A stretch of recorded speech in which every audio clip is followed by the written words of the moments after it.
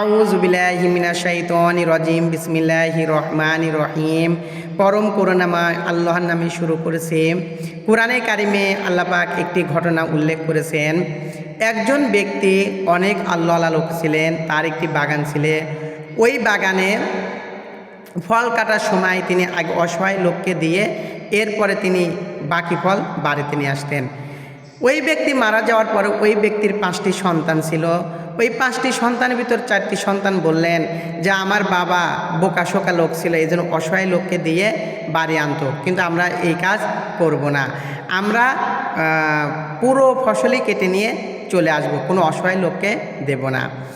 5টার ভিতরে একটা ভাই ভালো ছিলেন, সে বললেন না, বাবা যেভাবে করে ফল কেটে আনতেন ঠিক আমরা সেভাবেই ফল কেটে নিয়ে আসব, আগে অসহায় লোককে দেব, পরে বাকি ফসল বাড়িতে নিয়ে আসব। এরপরে 4 ভাই বললেন তাহলে তোর যাওয়ার দরকার নাই, আমরাই ফল কেটে নিয়ে এসে আমরাই ভাগ করে নেব। তখন ওই ভালো যে আসলে 4 জন খারাপ হলে একজন ভালো থাকা কঠিন হয়ে যায়, তখন তিনি বলে আচ্ছা ঠিক আছে, তোদের যা মন চায় তাই করিস। এরপর আল্লাহ পাক বলেন ইন্না বালাউনা হুম কামা বালাউনা আসহাবাল জান্নাহ ইদ আকসামু লা ইয়াসরিমুনহা মুসবিহিন।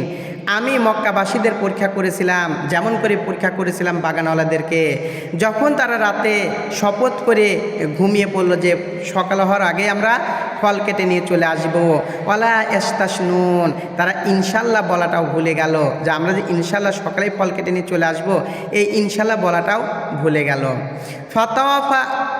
ফাতাওয়াফা আলাইহা তাইফুম মির রাব্বিকা ওয়াহুম নাইমুন।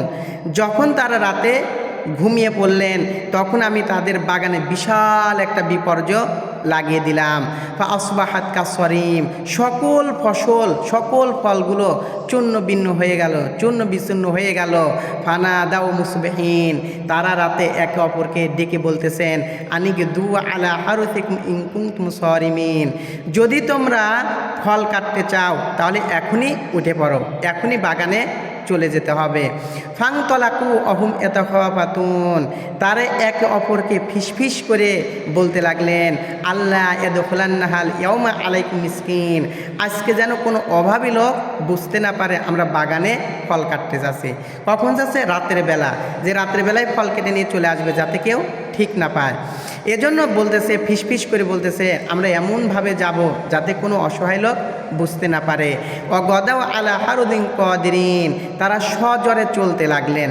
সজোরে বলতে চোর জামা হাঁটতে থাকে না, তারাও ঠিক এরকম আস্তে আস্তে করে হাঁটতে থাকলেন।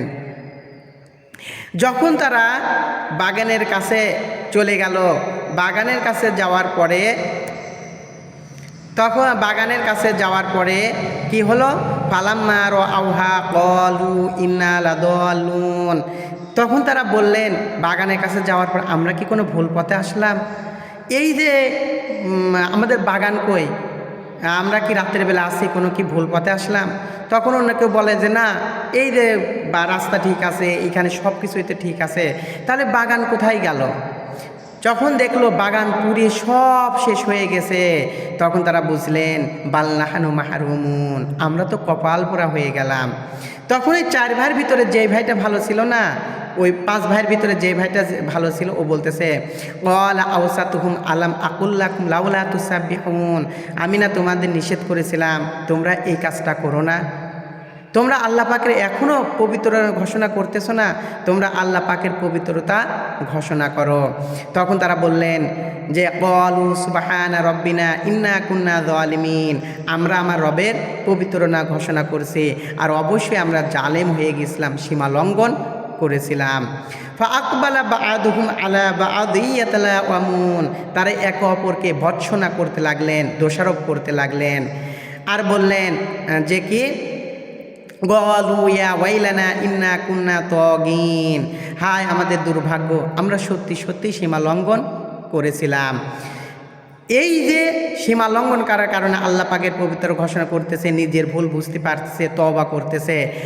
আল্লাহ পাক কোনো বিপদ আপদ দিলে পরে কি করতে হয়? নিজের ভুল সংশোধন করতে হয়, অন্যায় করলে আল্লাহর কাছে বেশি বেশি ক্ষমা চাইতে হয়, মাপ চাইতে হয়, এই কাজগুলো করতে হয়। এই ঘটনা থেকে এটা আমরা বুঝতে পারে।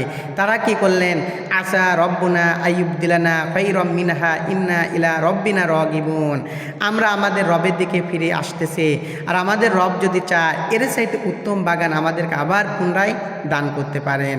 এরপর আল্লাহ পাক বলেন কাযালিকাল আযাব, এটাই তোমার রবের আযাব, ওয়ালা আযাবুল আকবার, আর তোমার রবের আযাব অত্যন্ত ভয়ঙ্কর, লাউ কানু ইয়ালামুন, কিন্তু অধিকাংশ মানুষই জানে না।